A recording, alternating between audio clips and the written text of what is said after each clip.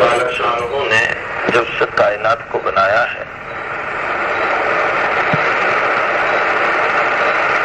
انسان کو بیکار اور عبث نہیں چھوڑا،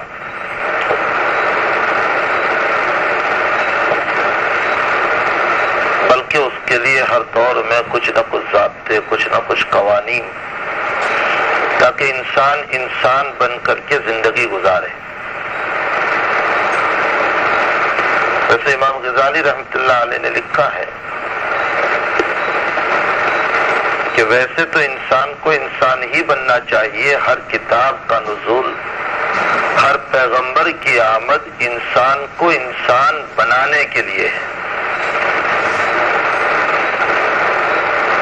تاکہ اللہ کی تعلیمات پر عمل کر کے انسان صحیح معنی میں انسان بن جائے۔ لیکن حضرت فرماتے ہیں کہ اگر مجھے جانور ہی بننا ہے تو جانور بھی دو طرح کے ہوتے ہیں۔ ایک تو وہ جانور ہیں جو زندگی میں مفید ہیں، فائدہ مند ہیں، مثلا بکرا ہے، بھینس ہے، یہ جتنے جانور ہیں یہ مفید ہیں۔ اگر وہ زندہ ہیں تو دودھ دے رہے ہیں، ان کے بالوں سے فائدہ پہنچ رہا ہے، اور اگر آپ اس کو ذبح کر دو تو اس کے گوشت سے فائدہ پہنچتا ہے، اس کی اسکین اور چمڑی سے فائدہ پہنچتا ہے۔ اور ایک جانور وہ ہیں جو لوگوں کو فار کھانے والے، خون پینے والے، لوگوں کی زندگی کو ختم کرنے والے، ایک تو وہ جانور ہیں۔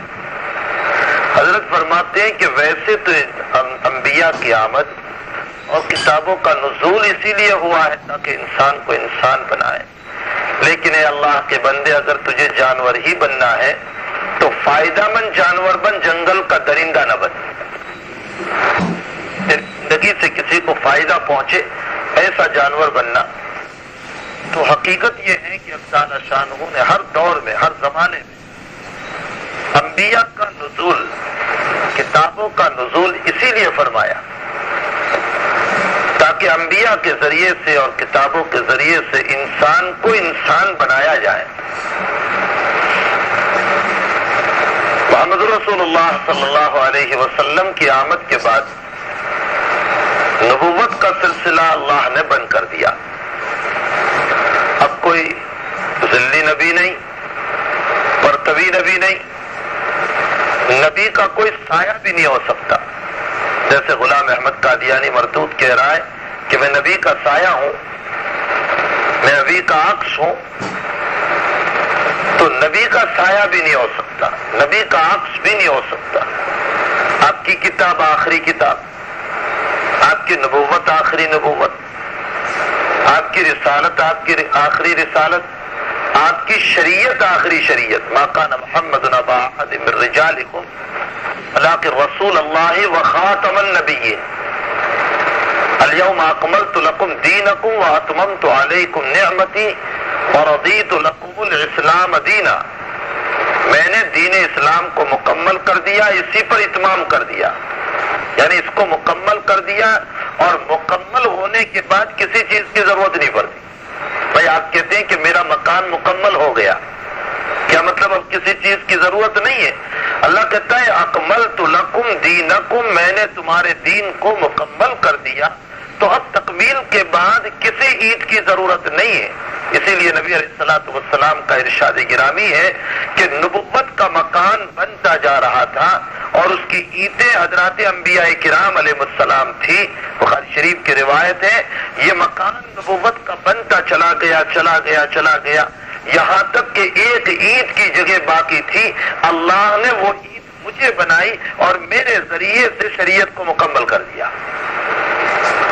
تو آپ کی نبوت آخری نبوت، آپ کی رسالت آخری رسالت، آپ کی کتاب آخری کتاب، اور آپ کی شریعت آخری شریعت۔ اب نئی نبوت نہیں، نئی رسالت نہیں، نئی شریعت نہیں، نئی کتاب نہیں، قیامت تک اسی کتاب کو چلنا ہے، اسی شریعت کو چلنا ہے، اور اسی نبوت و رسالت کو چلنا ہے۔ علامہ سیوطی رحمۃ اللہ علیہ ہمارے اکابر میں بہت بڑے آدمی گزرے ہیں، مسلکاً شافعی ہے، تعالیٰ نے بڑے علوم عطا فرمائے تھے۔ خود حضرت فرماتے ہیں کہ میں جب پہلی مرتبہ حج کے لیے گیا تو میں نے زمزم کا گلاس اٹھایا اور میں نے یہ دعا کی کہ اللہ مجھے علم تفسیر میں رازی جیسا علم عطا فرما، اور علم حدیث میں حافظ ابن حجر جیسا علم عطا فرما، اور فقہ میں اسماعیل مزنی جیسا علم عطا فرما۔ اسماعیل مزنی بہت بڑے فقہاء شافعیہ میں سے گزرے، فرمایا کہ میں نے یہ 3 نیتیں اور 3 دعاؤں سے زمزم کا پانی پیا، حق تعالیٰ نے میری تینوں دعاؤں کو قبول فرمایا اور تینوں فن میں جیسے میں نے مانگا تھا ویسے عطا فرمایا۔ بہت بڑے آدمی ہیں سیوطی رحمۃ اللہ علیہ، اللہ تعالیٰ نے علم وافر آپ کو عطا فرمایا تھا، تقوی اور طہارت کی اعلیٰ زندگی اللہ تعالیٰ نے آپ کو عطا فرمائی تھی۔ علم تفسیر میں بھی آپ کی کتاب ہے، علم حدیث میں بھی آپ کی کتاب ہے، علم فقہ میں بھی آپ کی کتاب ہے۔ بہرحال ید طولہ رکھتے تھے علامہ سیوطی رحمۃ اللہ علیہ، اور حضرات اکابر نے لکھا ہے کہ مائے زمزم کے موقع پر جو دعا کی جائے اللہ اسے قبول فرماتے۔ خود نبی اکرم صلی اللہ علیہ وسلم کا ارشاد گرامی ہے، ماء زمزم لما شرب لہ، او کما قال صلی اللہ علیہ وسلم، جس نیت سے پانی پیو گے اللہ تعالیٰ اس نیت کو پوری کرے گا۔ حتیٰ کہ ہمارے اکابر میں علامہ عثمانی رحمۃ اللہ علیہ گزرے ہیں، جو کسی زمانے میں دابھیل میں بھی پڑھا چکے ہیں ہمارے وہاں، اور ہمارے اکابر دیوبند میں سے کہے جاتے ہیں۔ علامہ انور شاہ صاحب کشمیری رحمۃ اللہ علیہ کی اجل شاگردوں میں سے ہیں، اور جب شاہ صاحب تشریف لے آئے تھے دابھیل تو علامہ عثمانی بھی تشریف لائے تھے دابھیل۔ یہ علامہ عثمانی رحمۃ اللہ علیہ فرماتے ہیں دلائل کے ساتھ کہ مائے زمزم مائے کوثر سے بھی افضل ہے، زمزم کا پانی یہ جنت کے کوثر سے بھی افضل ہے۔ اور دلیل میں استدلال یہ کیا ہے کہ معراج میں جب نبی اکرم صلی اللہ علیہ وسلم کو لے جانا تھا یا دوسرے مواقع پر اللہ کے حبیب کا شق صدر ہوا، یعنی آپ کے قلب اطہر کو نکال کر دھویا گیا، تو حدیث شریف میں آتا ہے، مسلم و بخاری کی روایت ہے کہ جنت کا تخت لایا گیا جو سونے کا تھا، کنچا لایا گیا جنت سے جو سونے کا تھا، اور اس میں آپ کے قلب اطہر کو رکھ کر زمزم کے پانی سے دھویا۔ فرمایا کہ اگر جبریل جنت کا کنچا لا سکتا ہے، جنت کا دشت لا سکتا ہے، جنت کا برتن لا سکتے ہیں، تو جنت کا پانی بھی تو لا سکتے تھے، لیکن پانی زمزم کا استعمال کیا۔ علامہ عثمانی کے الفاظ کو میں نقل کروں، بڑے عجیب الفاظ ہے۔ حضرت فرماتے ہیں نبی مقدس کے قلب مقدس کو، نبی مقدس کے قلب مقدس کو مائع مقدس سے، ماں کا بنا پانی، مائع مقدس سے ید مقدس نے دھویا، یعنی جبریل امین علیہ السلام ید مقدس نے دھویا تاکہ علوم مقدسہ کو اتارا جائے۔ عظیم الشان قرآن چونکہ آپ کے سینے پر اتارنا تھا، اس لیے حضرت نبی اکرم صلی اللہ علیہ وسلم کے قلب مقدس کو مائع زمزم سے دھویا۔ یہ دلیل ہے اس بات کی کہ نبی اعظم اور نبی اکرم کے قلب مقدس کو مائع زمزم سے دھونا، یہ مائع زمزم کی افضلیت کی دلیل ہے مائع کوثر کے مقابلے میں۔ بہرحال کسی موقع پر میں تفصیل اس پر عرض کروں گا، مجھے تو اس وقت کچھ اور باتیں کہنا ہے۔ علامہ سیوطی رحمۃ اللہ علیہ بہت بڑے آدمی ہیں، انہوں نے ایک عجیب سوال قائم کیا ہے۔ سیوطی فرماتے ہیں کہ نبی علیہ الصلوۃ والسلام سے پہلے پورے دور پر جب نظر کرتے ہیں تو ایک نبی دوسرا نبی ہے، بلکہ ایک ایک زمانے میں کئی نبی موجود تھے۔ حضرت موسیٰ علیہ السلام ہے تو حضرت ہارون علیہ السلام بھی ہے، حضرت ابراہیم خلیل اللہ ہے تو اسماعیل علیہ السلام بھی ہے، لوط علیہ السلام بھی ہے، حضرت جرجیس علیہ السلام ہے تو حزقیل علیہ السلام بھی ہے۔ ایک ایک زمانے میں کئی نبی ہوا کرتے تھے۔ یہ بھی مسلم تھا کہ اگر کوئی خرابی پیدا ہوتی امت تو دوسرے نبی تو آنے ہی والے تھے ان کے بعد، وہ اس خرابی کو دور کر دیتے۔ جب اگلے انبیاء میں یہ سلسلہ جاری تھا کہ ایک نبی کے بعد دوسرے، دوسرے کے بعد تیسرے، ایک نبوت کا سلسلہ پورا جاری تھا، تو خرابیوں کو دور کرنا حضرات انبیاء کرام علیہ السلام سے بالکل ہو سکتا تھا اور اسی لیے بھیجے جاتے تھے۔ اس کے باوجود ان نبیوں کو لمبی لمبی عمریں کیوں فرمائی؟ کسی کو 950 سال، کسی کو 850 سال، کسی کو 500 سال، لمبی لمبی عمر عطا فرمائی. کیا ضرورت تھی لمبی عمر دینے کی؟ ان کے بعد تو دوسرے نبی آئے تھے، تیسرے نبی آئے، چوتھے آئے. ابراہیم خلیل اللہ علیہ السلام کی کتنی عمر ہوئی؟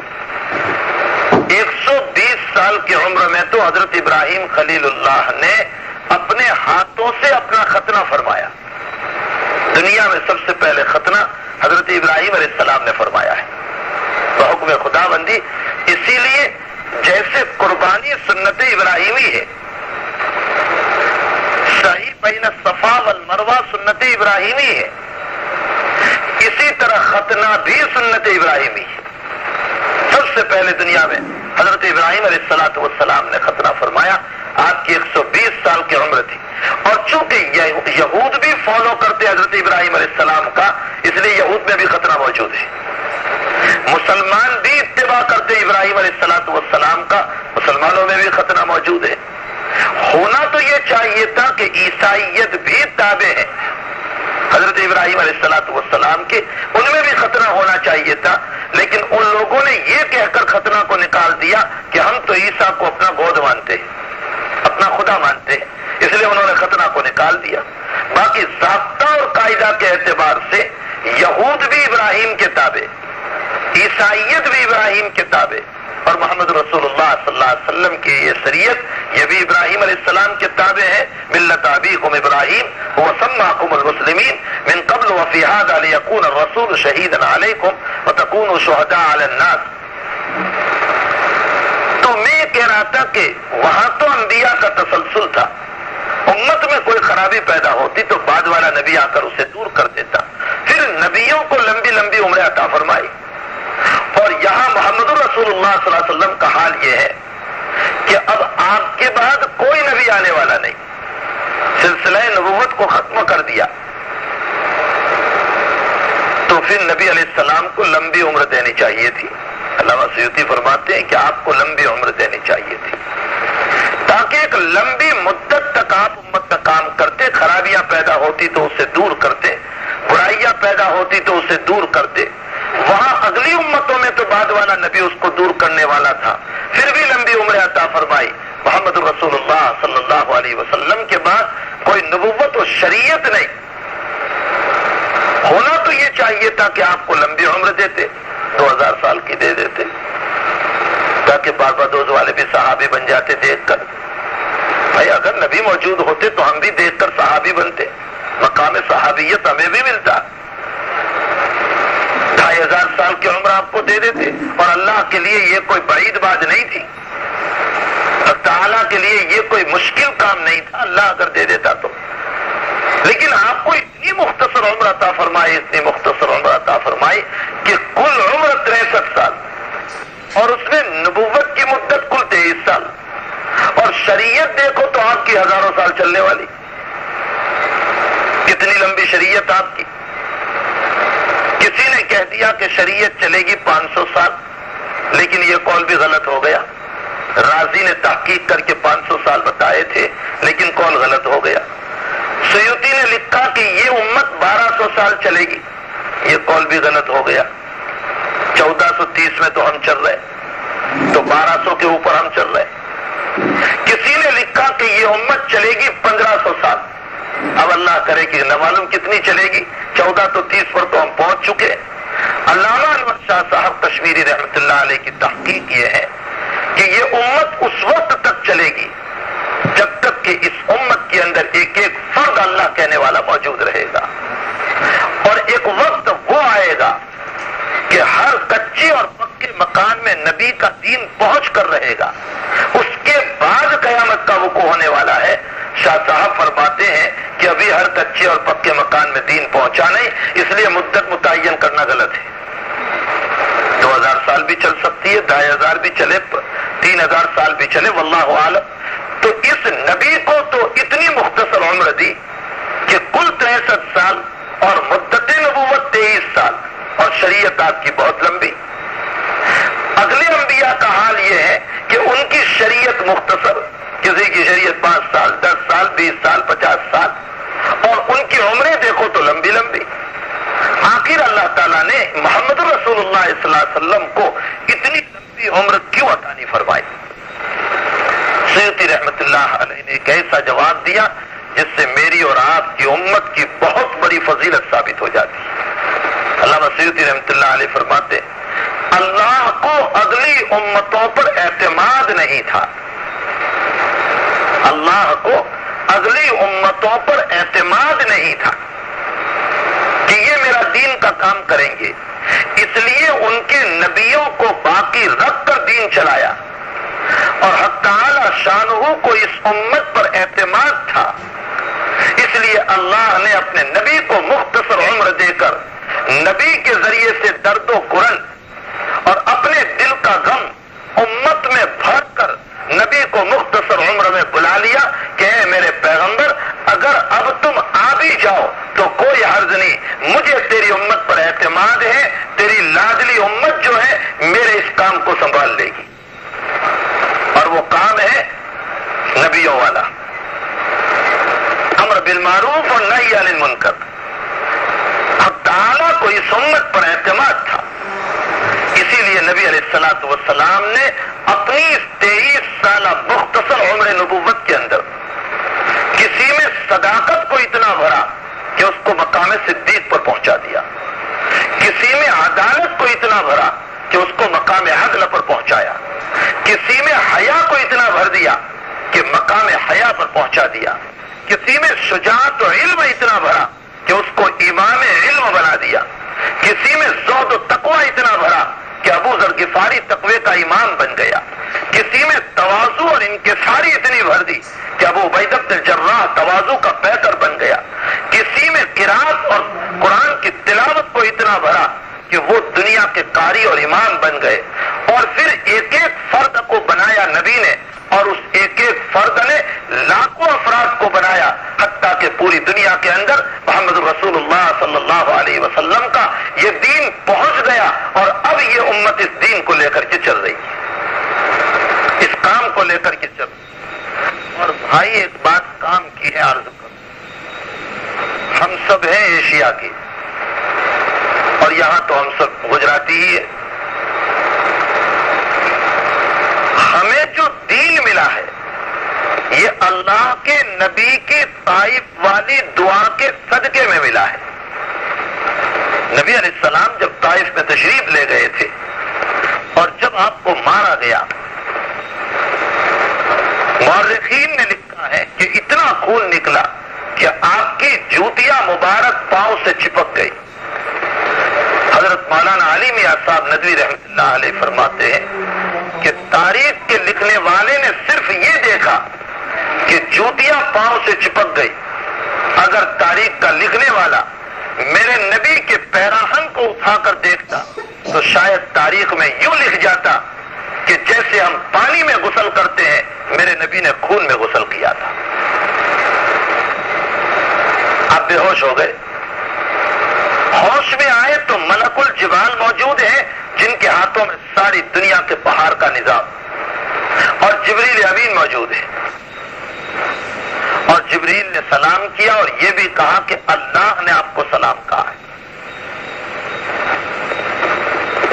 اور ساتھ ساتھ یہ ملک الجبال موجود ہے، اگر آپ کا حکم ہو تو ان دونوں پہاڑیوں کے بیچ میں طائف کو اس طرح پیس ڈالے کہ ابھی زلزلہ آئے اور یہ ختم ہو جائے۔ تو حضرت نبی اکرم صلی اللہ علیہ وسلم کا سوال یہ ہوتا ہے آقا کا، فرمایا میرا اللہ کیا چاہتا ہے، میرا اللہ کیا چاہتا ہے؟ شاہ ولی اللہ صاحب رحمۃ اللہ علیہ نے لکھا ہے، فرمایا کہ آپ کا سوال یہ ہوا میرا اللہ کیا چاہتا ہے؟ تو جبریل نے فرمایا کہ ہم نے آپ کی حالت کو دیکھا نہیں گیا تو آسمانی دنیا میں فرشتوں میں کھلبلی مچ گئی، اور ہم نے اللہ سے درخواست کی کہ اللہ یہ کیا ہو رہا ہے،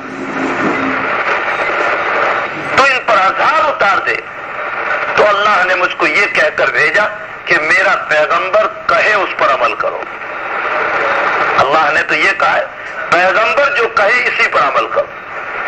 نبی علیہ السلام اس حال میں بھی مسکرائے اور مسکرا کر ارشاد فرمایا، اس کا مطلب یہ نکلا کہ میرا اللہ ہلاک کرنا نہیں چاہتا ہے، اگر اسے ہلاکت منظور نہیں اللہم اہد قومی فإنہم لا یعلمون، اے اللہ یہ نہیں جانتے اس لیے مجھے مارا ہے، اگر یہ جان لیں گے تو مجھے نہیں ماریں گے، انہیں ہدایت دے دے۔ سرزمین ایشیا پر ایمان کا پرچم لہرانے والا محمد بن قاسم ثقفی ہے، یہ سب سے پہلے ایشیا میں ایمان لے کر آئے، اور محمد بن قاسم ثقفی قبیلہ ثقیف کے، میرا خود طائف جانا ہوا ہے اور میں اس مقام پر بھی گیا ہوں جس مقام پر نبی اکرم صلی اللہ علیہ وسلم بے ہوش ہو کر گر پڑے تھے، اور اللہ کے حبیب کو ہوش آیا تھا اور وہاں بیٹھے تھے۔ ایک چھوٹا سا حجرہ مسجد نما بنایا ہے، عمومی طور پر تو وہاں جانے نہیں دیتے، لیکن ایک بدو ہمارے ساتھ ہو گئے تھے، وہ ہمیں وہاں لے گئے، ہمارے اور بھی احباب کو ساتھ تھے، ہم نے وہاں 2 رکعت نماز پڑھی اور اللہ سے دعا کی کہ اللہ تیرے نبی کا یہاں خون بہا تھا، ہم نے تو اتنا پسینہ بھی نہیں بہایا۔ محمد بن قاسم ثقفی اسی طائف کے ہیں، قبیلہ ثقیف کے۔ شاہ ولی اللہ صاحب رحمۃ اللہ علیہ فرماتے ہیں کہ اگر نبی بد دعا فرما دیتے تو طائف ہلاک ہو جاتا، قبیلہ ثقیف بھی ہلاک ہو جاتا۔ ثقیف ہلاک ہوتا تو اسباب کے درجے میں محمد بن قاسم وہاں پیدا نہ ہوتا، اور محمد بن قاسم اگر پیدا نہ ہوتا تو سبب کے درجے میں ہندوستان میں ایمان بھی نہ آتا۔ معلوم ہوتا ہے کہ ہمیں جو ایمان ملا ہے وہ اللہ کے نبی کی وہ دعا طائف والی، اللہم اہد قومی فإنہم لا یعلمون، اے اللہ تو انہیں ہدایت عطا فرما، یہ مجھے جانتے نہیں اس لیے مار رہے ہیں، یہ جان لیں گے تو مجھے نہیں ماریں گے۔ جب ان لوگوں نے جان لیا تو ان میں ایمان آیا، اور ایمان آیا تو محمد بن قاسم ثقفی بھی مومن پیدا ہوا، اور جب وہ مومن پیدا ہوا تو سرزمین ایشیا پر اس نے اسلام کا پرچم لہرایا۔ معلوم ہوتا ہے کہ ہمارا ایمان نبی کی طائف والی دعا کے صدقے میں ملا ہے، یہ ہمارا کنیکشن ہے۔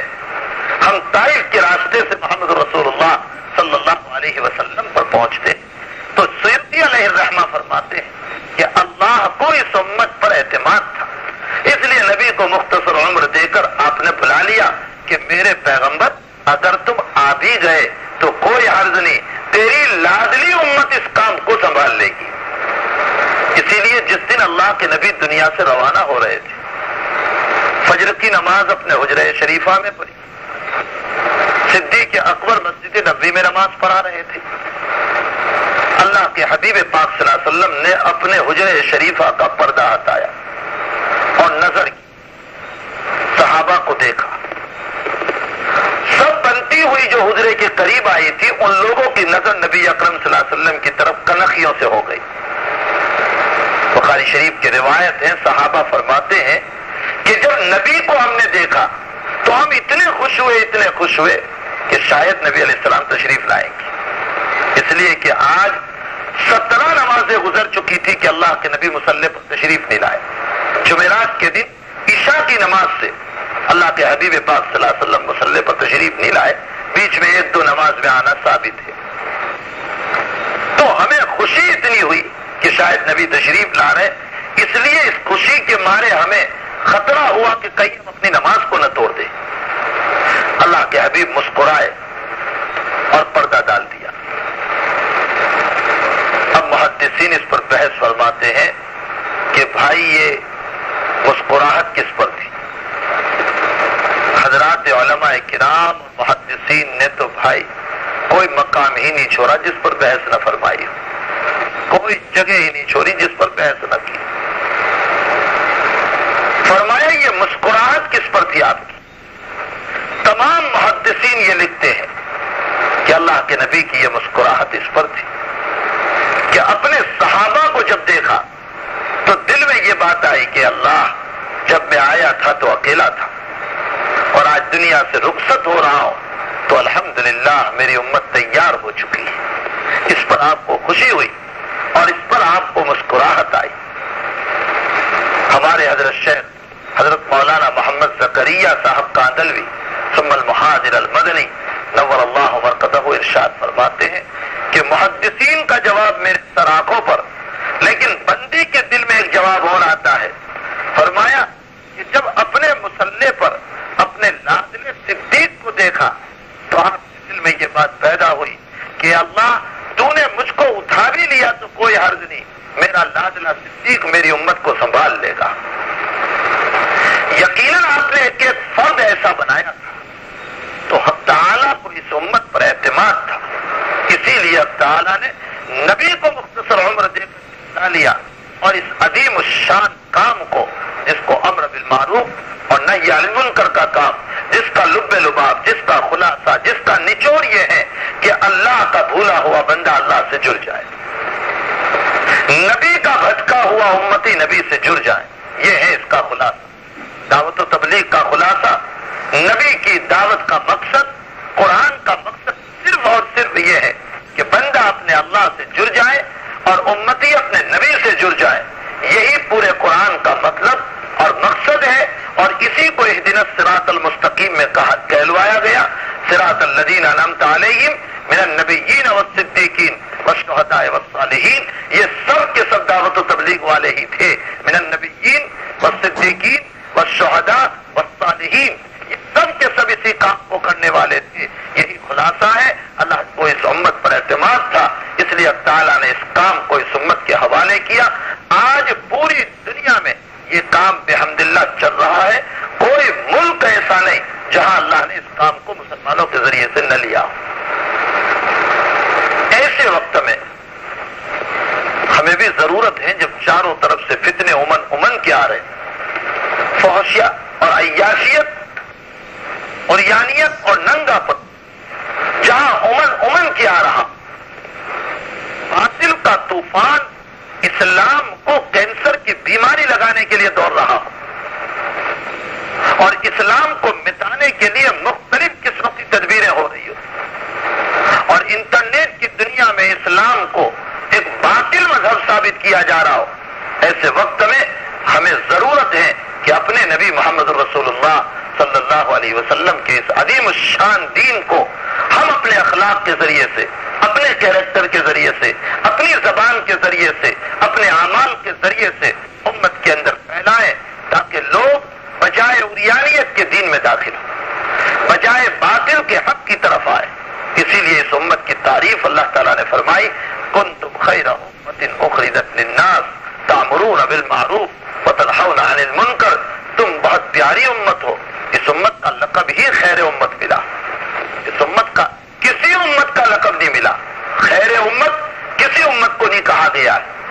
حضرت مجدد البسانی سرہندی رحمۃ اللہ علیہ فرماتے، انی تتبعت فی الشریعہ وانی تتبعت فی القرآن وانی تتبعت فی الاحادیث، میں نے قرآن پر غور کیا، میں نے حدیث پر غور کیا، میں نے روایتوں میں غور کیا، میں نے مسائل میں غور کیا، کسی امت کو اللہ نے خیر امت اور بہترین امت نہیں کہا جو محمد رسول اللہ صلی اللہ علیہ وسلم کی امت کو بہترین امت فرمایا۔ اور اس پر دلیل کیا دی؟ فرمایا دلیل یہ ہے، تأمرون بالمعروف وتنہون عن المنکر وتؤمنون باللہ، اس لیے کہ اس بنیاد پر نہیں کہ تم شاندار بنگلے بناتے ہو اس لیے خیر امت کہا گیا، یا تم پوری دنیا میں فلائی کر رہے ہو اس لیے تمہیں بہترین امت کہا گیا، یا تم بڑے انجینئر ہو اس لیے تمہیں بہترین امت کہا گیا، یا تم بڑے مالدار ہو اس لیے بہترین امت کہا گیا۔ اس بنیاد پر نہیں، کس بنیاد پر؟ اللہ نے خود وضاحت کر دی، تأمرون بالمعروف وتنہون عن المنکر وتؤمنون باللہ، اس لیے کہ دنیا میں سب سے اہم کام انبیاء والا کام ہے،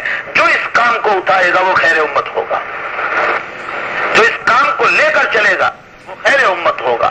باقی مال کا مسئلہ کوئی ایسا نہیں ہے کہ جس کی بنیاد پر خیر امت کہا جائے۔ مال کا مسئلہ تو ایسا ہے کہ اللہ اپنی رضا کے ساتھ بھی دیتا ہے، اپنی ناراضگی کے ساتھ بھی دیتا ہے، لیکن ہدایت رضا ہی کے ساتھ ملتی ہے، ناراضگی کے ساتھ نہیں ملتی۔ بہت کمال کی بات لکھی ہے حضرت شیخ رحمۃ اللہ علیہ نے، فرمایا مال تو اللہ اپنی ناراضگی کے باوجود بھی دے دیتا ہے اور رضا کے ساتھ بھی دے دیتا ہے۔ سلیمان علیہ السلام کو مال بھی دیا، ملک بھی دیا، رضا کے ساتھ۔ فرعون کو حکومت دی، ناراضگی کے ساتھ۔ تندرستی دی، ناراضگی کے ساتھ۔ قارون کو خزانہ دیا، ناراضگی کے ساتھ۔ مال تو اللہ ناراضگی کے ساتھ بھی دیتا ہے، رضا کے ساتھ بھی دیتا ہے۔ ہدایت ایک ایسی چیز ہے جو اللہ رضا کے ساتھ ہی دیتا ہے، جس سے ناراض ہوتا ہے اس کو ہدایت نہیں دیتا۔ جس سے اللہ ناراض ہوتا ہے اس اسے کبھی ہدایت نہیں دیتا. اس لیے میرے بھائیوں ہمارے لیے خوشی کی بات یہ بھی ہے کہ اللہ نے ہمیں دین سے وابستہ کیا ہے. یہ اللہ کی ہمارے لیے رضامندی کی دلیل. ہمیں چاہیے کہ ہم تھوڑا سا اپنا وقت اس کام کے لیے فارغ کریں. گشت میں شریک ہو, تعلیم میں شریک ہو. ہمارے جو 5 کام ہمیں دیے گئے, روزانہ کی تعلیم, 2 گشت, ایک اپنی مسجد اور ایک دوسری مسجد کا, گھریلو تعلیم کو زندہ کیا جائے, گھر میں فضائل اعمال, اللہ کے نبی کی باتوں کو پڑھا جائے, اللہ کے قرآن کو پڑھا جائے, حکایات صحابہ اور حیات الصحابہ, اپنے بزرگوں کی زندگی کو پڑھا جائے, اور اپنے موقع کے اعتبار سے اپنے وقت کو فارغ کیا جائے. یعنی 3 دن, 10 دن, چلہ اور 4 مہینے کی جو ترتیبیں ہماری چلتی ہے.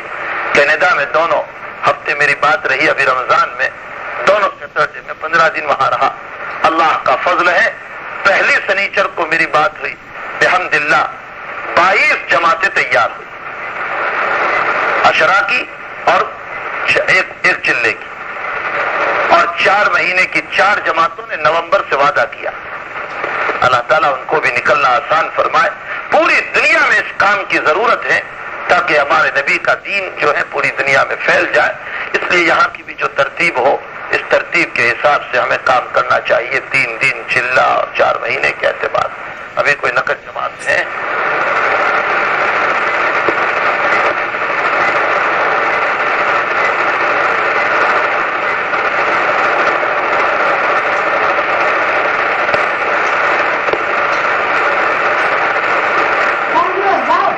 جماعت جا رہی ہے اکتوبر 20 کو. ماشاء اللہ بھی آ رہا ہے چنار کے اندر. ہمارے صبح بھی آئیں گے انشاءاللہ کیرا مسجد سے, بنگلہ دیش سے. اکتوبر 16, 17, 18 کو اجتماع ہوگا, اور بابرس کے اندر جو بھی ہے ہمارے بزرگ یہاں بھی آئیں گے انشاءاللہ. تو اکتوبر 19, 20, 21 کو جو رہتا ہے جمعہ مسجد کے اندر. تو ساتھیوں سے گزارش ہے کہ اجتماع میں جو جانے والے ہیں تو اپنا نام پیش کریں تاکہ آسانی ہو. بتائیں بھائی, بتائیں.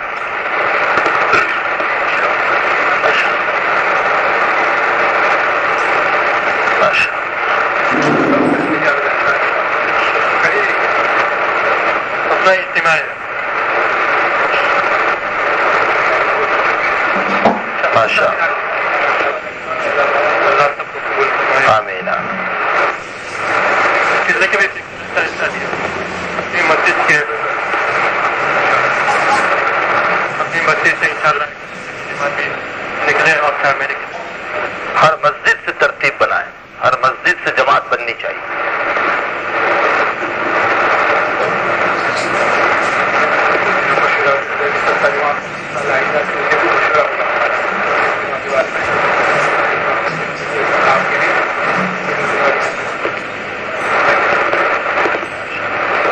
اللہ تعالیٰ آپ کا نکلنا قبول فرمائے, ہمارے اس اجتماع کو بےحد کامیابی عطا فرمائے. اللہم صلی علی سیدنا حبیبنا شفیعنا سندنا مولانا محمد وبارک وسلم. اللہم اعنا علی ذکرک وشکرک وحسن عبادتک. اللہم وفقنا لما تحب وترضى من القول والعمل وجنبنا الفواحش والمعاصی والخطايا والزلل. اللہم اغفرنا واغفرنا واصلح لنا شأننا كله.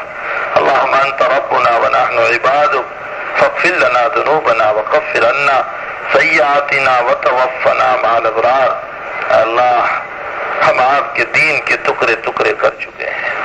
ہم نے آپ کے دین کو توڑ دیا ہے جیسے بچہ کھلونے کو توڑ دیتا ہے. اللہ تاجروں نے تجارت کے مسائل کو توڑ دیا, ذمہ داروں نے ذمہ داری کے مسائل کو توڑ دیا, کسانوں نے کھیتی کے مسائل کو توڑ دیا. اللہ عہدیداروں نے اپنے عہدوں کے مسائل کو توڑ دیا. ہمارے جوان آوارہ ہو گئے, ہماری بچیوں کا حسن بازار میں بکا جانے لگا. اے اللہ ہمارے علماء حسد کی نظر ہو گئے. مالک کریم امت کا ہر طبقہ برائیوں میں مبتلا ہو چکا ہے. امت کا ہر طبقہ برائیوں میں مبتلا ہو چکا ہے. اے اللہ برسوں انتظار کر رہے تھے کہ رمضان آئے گا تجھے راضی کریں گے, لیکن اے اللہ وہ بھی غفلت میں گزر گیا، ہم سے کچھ نہ ہو پایا، اللہ ہم سے کچھ نہ ہو پایا۔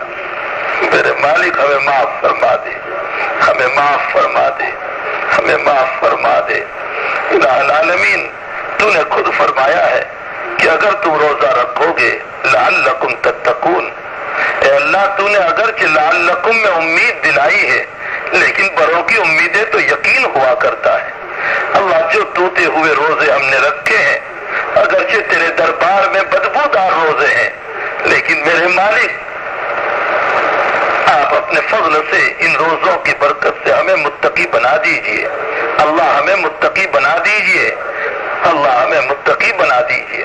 تقوی والی دولت سے ہمیں مالا مال فرمائیے، تقوی والی دولت سے اللہ ہمیں مالا مال فرمائیے۔